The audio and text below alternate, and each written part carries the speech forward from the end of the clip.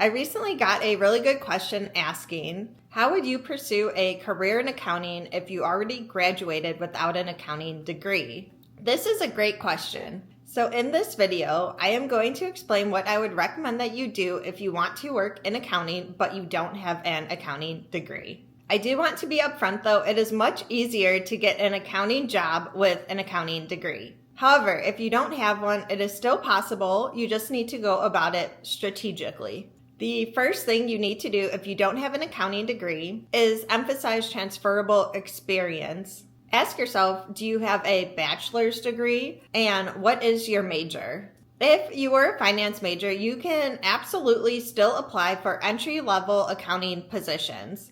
When applying, you need to clearly emphasize transferable skills such as Excel knowledge, attention to detail, meeting deadlines, accuracy, being hardworking and reliable, and any relevant intern experience you might have. This is extremely important because you will be competing against candidates who do have accounting degrees. So your resume and your interview need to clearly show why you are qualified for an accounting role. If you want, I can do a future video explaining how to build your resume based on real accounting job postings. So definitely subscribe if you are interested in that.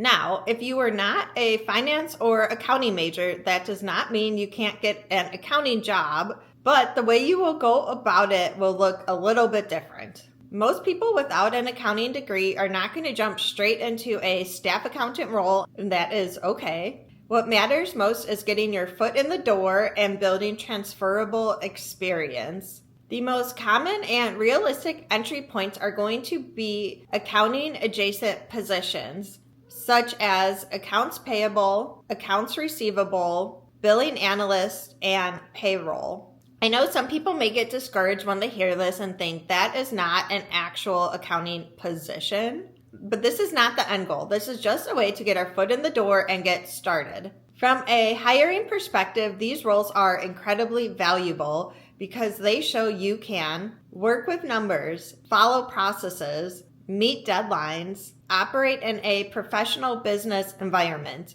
This is actually how I started my own career and how I know it works. Even though I had an accounting degree, I struggled to find an entry-level staff accountant position at first. So instead of continuing to only apply to staff accountant positions, I also applied to accounting adjacent positions because I knew once I got my foot in the door, I could transfer internally. The same strategy can work for you whether you have a degree or you don't have a degree in accounting. I do want to emphasize this because this is very important. The easiest way to move into accounting without an accounting degree is going to be through an internal transfer. Internal transfers happen all the time in a company. And speaking as a hiring manager myself, I would much rather hire an internal candidate that has already proven they are dependable, hardworking, and detail-oriented than an external candidate who has a really good resume, but you don't really know their work ethic until after you hire them.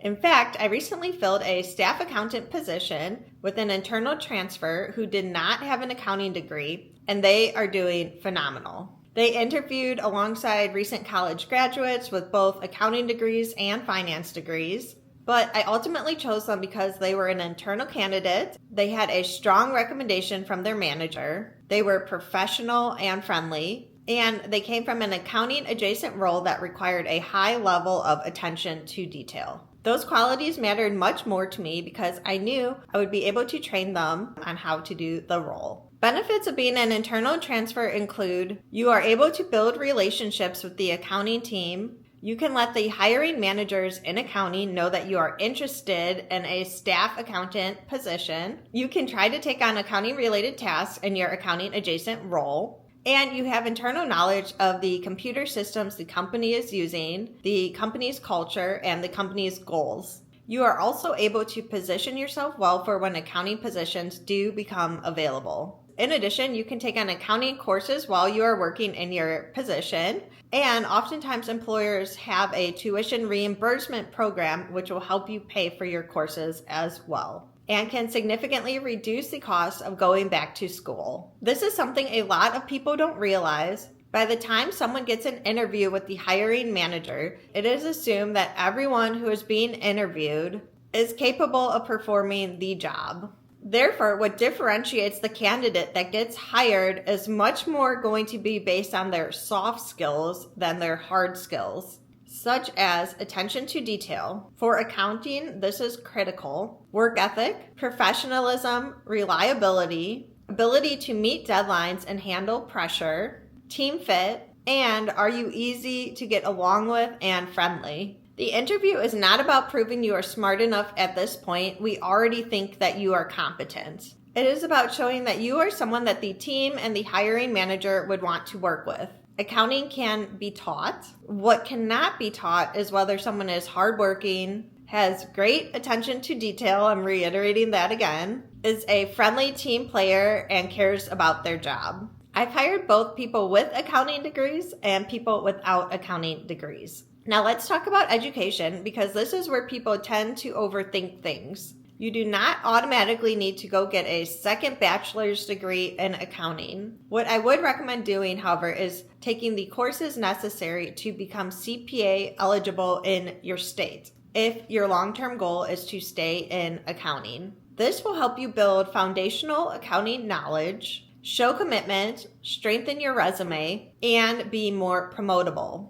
Once you become CPA eligible, you can list that on your resume, and even better, sit for the CPA. Passing the CPA will clearly demonstrate that you understand accounting, even if your original degree was in something else. Long term, the CPA will give you the eligibility to be promoted to a manager and beyond, and gives you flexibility if you ever want to change companies. I also want to address something I hear a lot, especially from people in their 30s feeling like they are behind. Here's the truth.